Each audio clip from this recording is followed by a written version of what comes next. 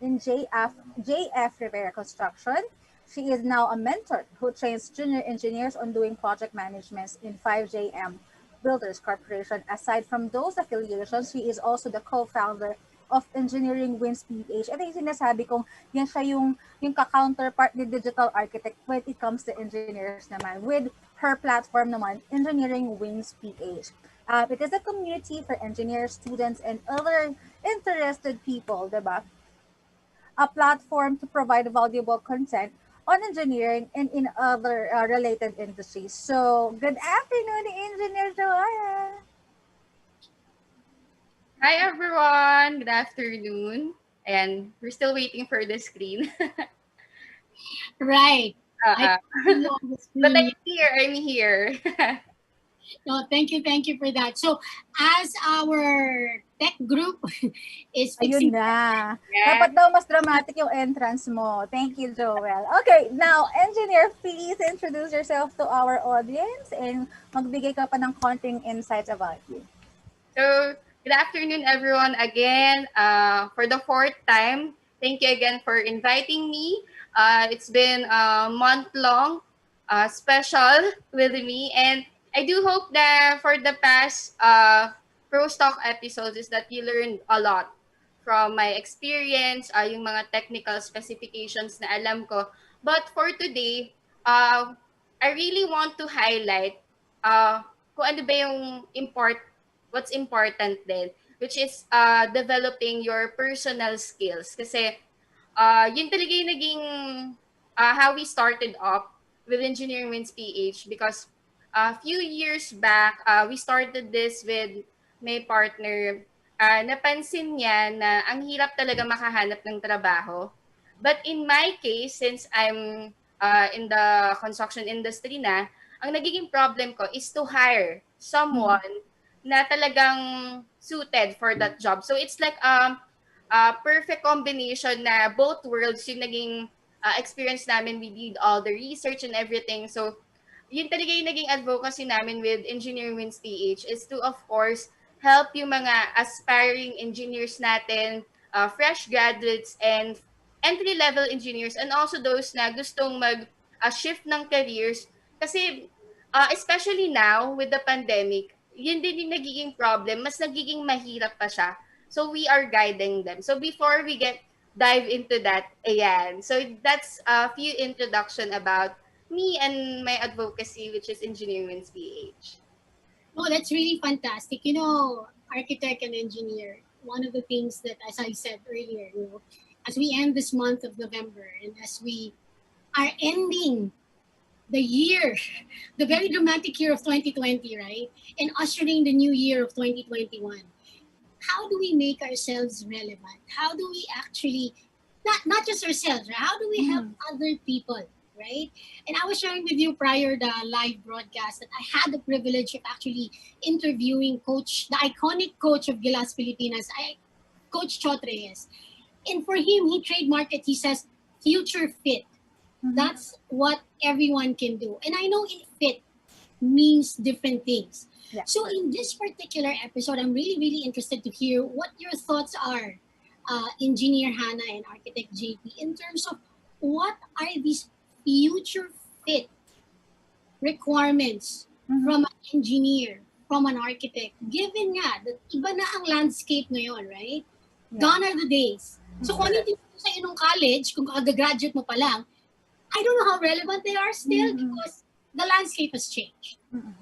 So who wants to answer that question? Ako siguro first is the first thing that I did to make sure that I am in the right track is to listen to my clients, to listen to my audience. So because of that, isa-segue ko lang, I want to make sure that everybody's hearing us because we are reading comments na wala raw sound. Can you comment again, guys? Everybody's watching. If the sound is clear, malinaw po ba? So please comment. We'll be waiting for your comments. But yes, that's the very first thing that we need to address is that we have to listen to our clients, to our audience, and to the industry. And sa pagsisimula pa lang na nun, we will know na paano yung diskarte, paano yung pain points, paano yung plano. What about you, Engineer Joanna? And I think for me, as a professional, the first thing that you should do is create your career plan. Yun talaga. Kasi marami kang mga career paths na pwede mong i-take. Example for me, as an engineer, I can take up masters, I can take up the board exams right away. Pwede din ako magtrabaho sa government, public, private. So, you really have to look into these options kung ano ba yung suited sa'yo.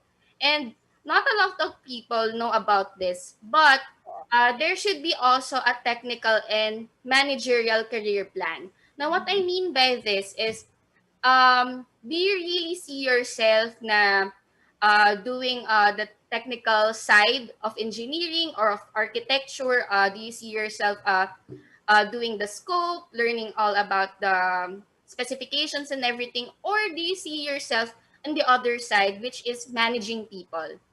Yes, you can do both, but you really have to know kung ano yung mas magiging uh, much greater. Kasi you cannot do both at the same time. I, for myself, I am a type of managerial. Yun yung ano ko eh, kasi I manage people. So, I also have some technical, yun yung mga naging discussions natin former, pero my skills are more set on managerial skills kasi not everybody can manage a group of people. Not everybody has good communication skills. Yung ibang tao mahiyain, and yun din talaga. So you really have to know ano ba yung path na gusto mong gawin, and of course, you have to create your SMART goals. Kasi yung importance of having a career plan is, of course, yun nga, you will be set on time, you have a schedule, you have a guide to follow. And for example, itong pandemic nangyari, you will also have a plan on bouncing back. Kasi yung iba, walang career plan, nawalan sila ng trabaho. Ano na nangyari? So this is where, yun nga, I've Wala been na. also following uh, Architect JP's advocacy na yun nga, everybody should be on digital na. Everybody should be online. Yan. Right, right. And I think that's a great way to start, right? So architect JP is talking about the need to be digital, right? And again, she is the digital architect, and that's a great way to encourage everyone that there are other ways of Correct. doing things that we thought we couldn't do if we didn't leave our houses.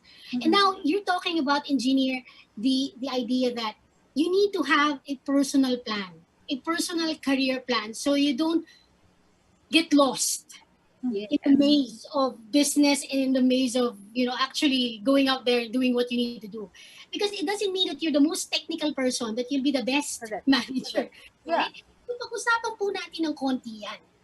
Ano po ba what in your experience makes a great people manager in the construction industry?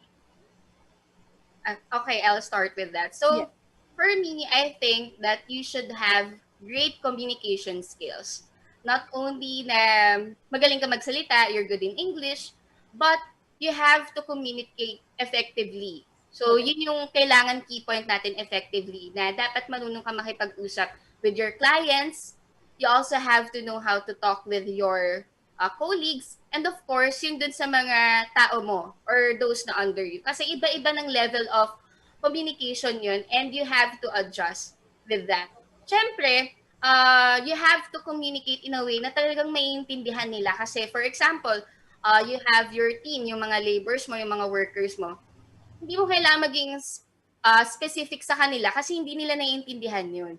So, if you are someone with good communication skills, you will be able to express that and ilipat sa kanila kung ano ba yung gusto mong iparating. And of course, we all know na communication is the key to have a successful relationship. Not only in engineering, but basically in everything else. I Right. agree with Joanna, na in construction kasi kailangan mo ng interpersonal skills na you have to deal with a lot of kinds of people.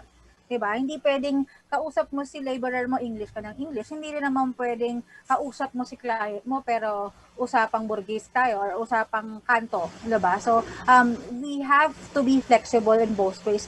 But I also would like to go back to our previous topic kanina, no, na one of the things that you highlighted, engineer, is that you have to know where you should be, kung ano yung path na tatahakin mo. And in digital marketing point of view, what I always say is that you have to have the right offer, put it in the right place, right time, and put it right in front of your target market. And with that, knowing where you should go, knowing yung path mo, knowing yung tatahakin mo sa career mo is your offer clarity. So, what do you think should be the things that, as an architect or as an engineer, ano yung tatanungin mo sa sarili mo para malaman mo saan path ba ako pupunta? Kasi when we graduate or when we get our license, actually magtatrabaho ka na wala ka pang lisensya kasi obligado ka di ba? So, how would you know na ito yung dapat path na tahakin ko?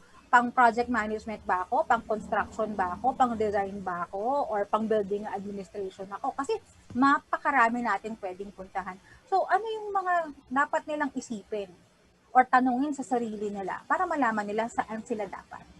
And usually when I conduct webinars din kasi, I've handled yung mga entry levels and fresh graduates. Kasi we already have this build engineering career premium webinar series. Tapos, I asked this question unang-una pa lang. Is that, do you have a career plan? So automatically, they answer yes. So pag pinapa-enumerate ko sa kanila, they seem to na pagbabaliktad nila, yung name-mention nila, gusto nilang magkaroon ng bahay, gusto nilang magka-construction firm. But the thing is, yun yung goals nila. So that is not their career plan. So, syempre, in-explain ko na your career plan has 3 steps. So the first thing that you should do is, of course, assess yourself. Ano ba yung mga skills mo? Ano ba yung mga strengths mo? Ano ba yung mga... Oops. Ayan, nag-play ng music yung phone ko. Sorry about that. Ayan. So, you should know kung ano yung mga strengths mo and weaknesses mo. And then, ask yourself these things na, ano ba talaga yung gusto mong iti? Kasi, we are going to enumerate all the career paths na pwede mong tahakin, which is dapat alam mo in the first place. Until now, you are asking yourself, ano ba yung para sa akin?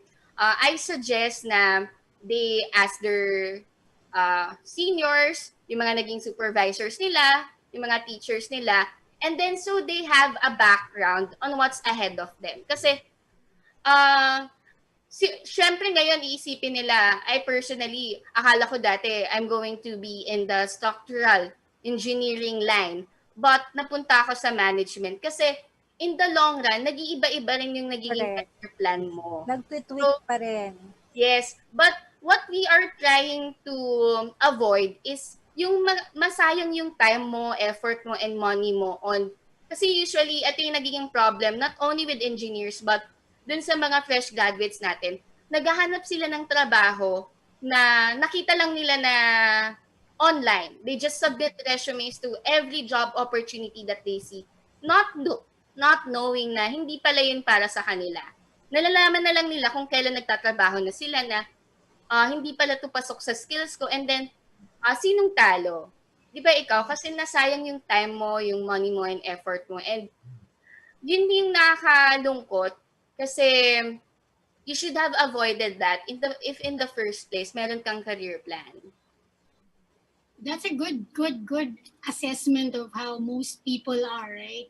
Pagka-graduate, it doesn't matter kung ano yung course na gin-graduate na, kailangan makatrabaho agad. But then again, that's I think the reality of the economy of the Philippines. But I think, so ang tanong ko po sa inyo pareho is, from a professional skill standpoint, syempre nakagraduate ka na, obviously professional ka, kailangan ka na lang pumasa and get your certificates. But from a personal perspective, right? Kasi, Architect JP is, on the right track when she talks about the digital architect, right? Ano ba yung mga ibang skills that, a fresh grad or or not even a fresh grad, yung medyo hindi naman talaga sanay mag-digital, hindi sanay mag-online, what is it that they need to develop and where can they start so that they can adjust and adapt to the digital age? Anyone who wants to answer that Okay, first? I have a specific information on my book. It's called, meron ako ditong parang questionnaire. Nakalagay dito, finding your niche, offer quality, clarity, and it has certain questions. So this is how I guide them. Sa book ko, makikita nila to. Nakalagay dito is you will have to ask yourself first, sino ka? What are your strengths? What are your weaknesses? Who are the people you are with? 'Di ba? Kung ano na yung network mo. Kasi baka naman gusto mong gumawa ng mga palasyo, pero okay, gusto mong gumawa ng mga sports center, pero hindi ka sporty. So wala kang kilalang anybody in a sports industry. So mahihirapan ka. And also, meron din dito mga questions yung what do you want to learn? And isa pa is, who do you look up to? Kasi minsan, kung sino yung iniidolo mo, doon mo rin nakikita yung path mo. So those are just few of the questions. So know yourself first, know the people around you, know your connections, know your experiences, and kung hindi ka na newly grad, nakapagtrabaho ka na, tapos medyo nag-tweak ka na ng konti kung anong gusto mong gawin sa buhay mo, is makalaman mo rin sino yung mga nagawan mo na ng project, ano na yung mga background na nagawa mo. So that adds up on what do you want to offer. So for me, ganon. With regards to going digital, I will always say, after offer clarity, is you have to create your online presence. Just like Engineer Hanna, meron siyang Engineer Wins PH. And I know it helps a lot. What about you, Engineer? And I think for me, this is a few things na nakakalimutan or dinidisregard na ng iba, which is of course yung job hunting skills mo. So, the first thing na dapat you should develop is of course your resume. You need to have a good or a really good resume that really defines you kasi it is the first thing or ito yung pang front mo from the company that you are going to apply. And not everybody talagang takes notice of this. So, kumukuha lang sila template online and me as a hiring manager, kasi I've been training junior engineers and OJTs, napapansin ko is they're losing their personal touch. It's more generic. So that's what we've been discussing also in our premium webinars is to how are you going to develop your resume? Kasi it is the first thing na yung HR officers will see. And of course, yung iba din, dinidisregard din nito. Yung mga interview skills nila, akala nila madali lang, magsisearch sila, top interview questions, gagayahin yung sagot. But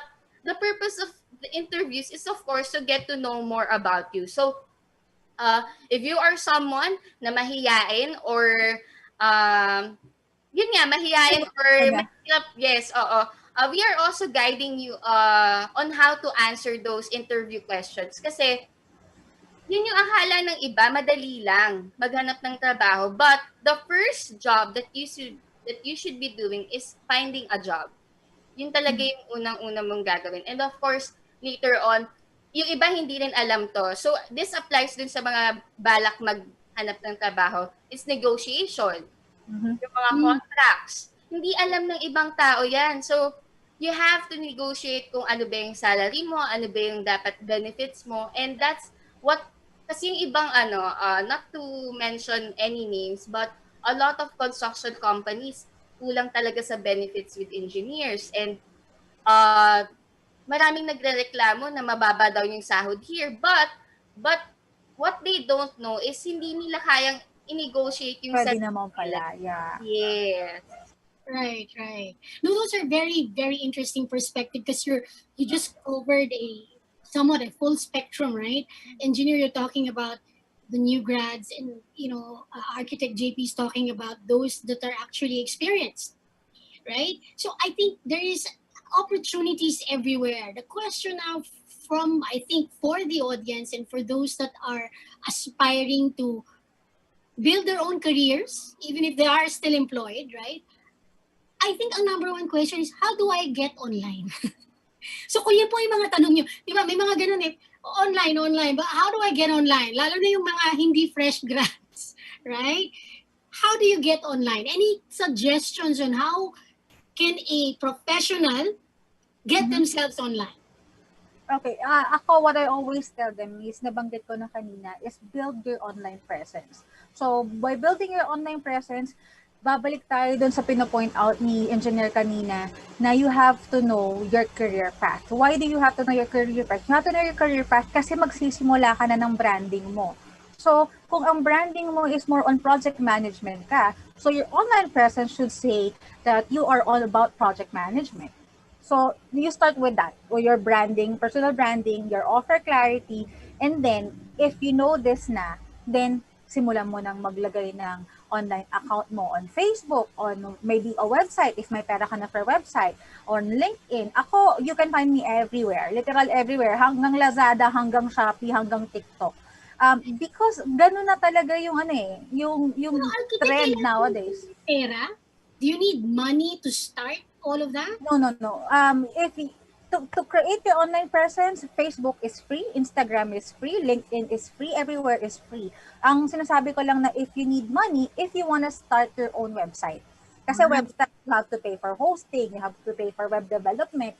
ah, Ako, I do have a website, pero I'm not using it masyado kasi my presence is really on Facebook. So, right. that's what I would advise, no?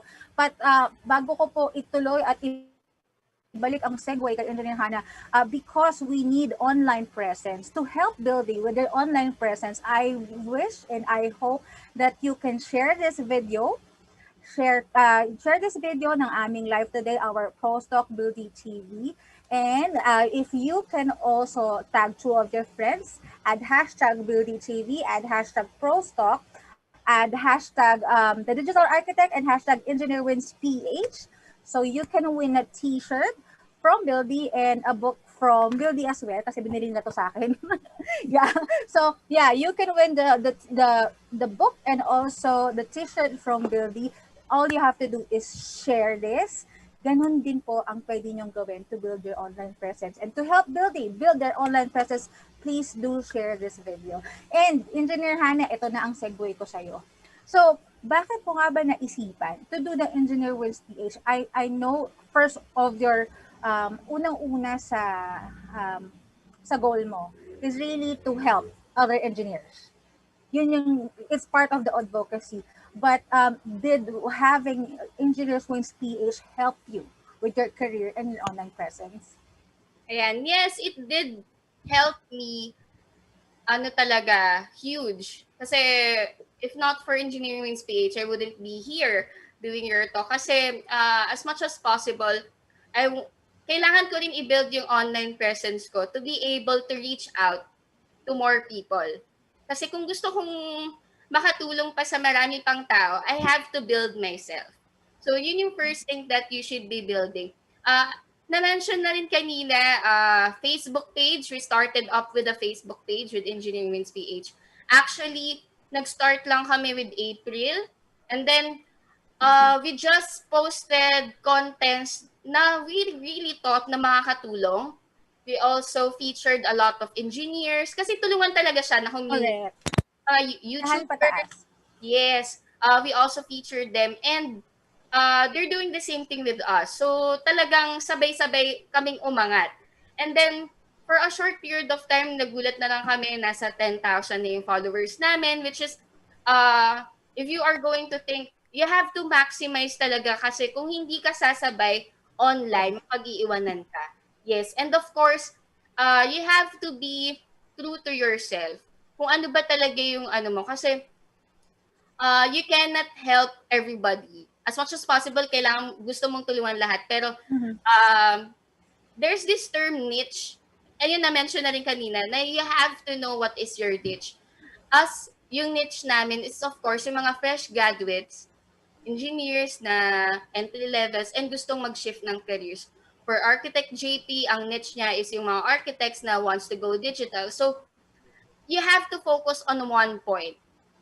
Tapos, i-develop mo muna yun bago ka you turn into the other. And of course, maganda rin na you're active on Facebook, yung personal account mo, kasi is where you are going to build yung mga Network. network mo. Right. Right. So thank you both for the insights. So in the interest of time, because palapit na yung December, right? So people are getting busier and busier. We want to still engage them, but we don't want to keep them for too long. So it's 3:44 my time. I know we started late today, so apologies po sa mga nag-tune in ng 3 p.m.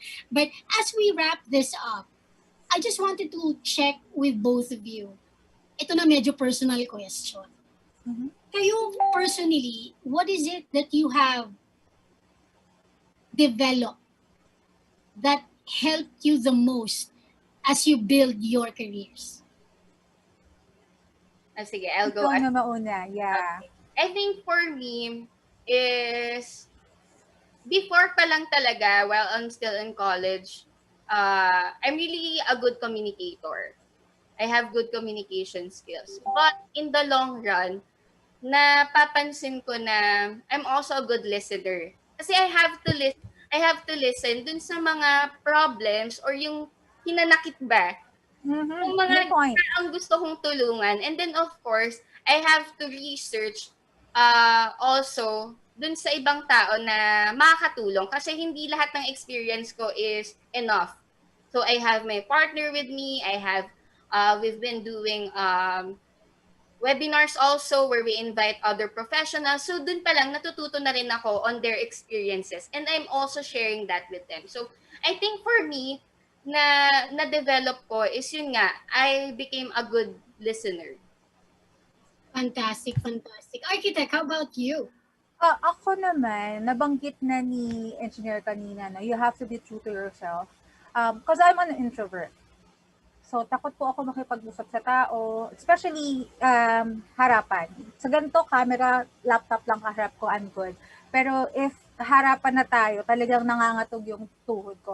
That's one thing that I developed. Kasi at the start, bago pa mag-pandemic, I was already doing workshops. So, that's one of the things that I improved more on communication as well. And also, to be more comfortable into talking. So, kaya meron na tayong Buildee, I think I was able to do 7 face-to-face workshops and about 70 webinars na and talks. So, that's one thing that I really was able to develop. And it all began because I had to accept that part of the career, part of the profession that I am, is that I have to be social by design.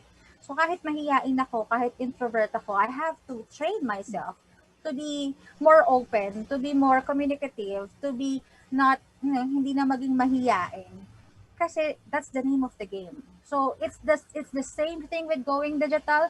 Maybe you're not comfortable with it, maybe you're not used to it, maybe hindi ka sanay mag-gadget, medyo ayaw mo nagsa-social media, maraming ayaw mag-social media eh. So you can, ayaw mo siya, pero that's the name of the game. And we have to accept it, especially now, di ba? I mean, literally, we're forced to go digital. And if you want to move forward, that's one thing that we should also develop in ourselves as a professional and also for our business. So, Right. siguro, I guess. That's fantastic. And I just want to read out a comment from one of our viewers, no? Si Jovito Dolorito.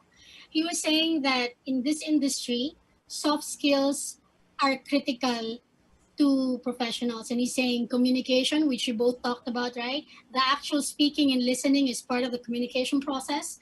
And he says creativity, which is, of course, you are in the creative space actually. Adaptability, and I think you guys did talk about that because you've actually highlighted the need.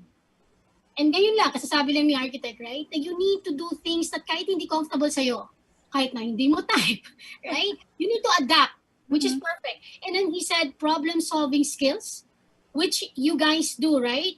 To Hannah's point earlier, kung hindi ko alam, I'll bring someone that can help with that, right? Which is honesty as well, right? Integrity on what you cannot do. And the last one that he says here is work ethic, which I think it doesn't matter what industry you're in, right? Your work is your brand. You are your signature, right? So with that, mga friends, I know it's 3:49. Before we close today's session, we just wanted to just give engineer Hannah, and then after architect, just an opportunity to how will they get to know more of what is it that you do? How can they engage with you if they want to? Ayan, since it's my last episode here, talagang ipupush ko na. Ayan, you guys can reach me out on our Facebook page. It's Engineering Wins PH.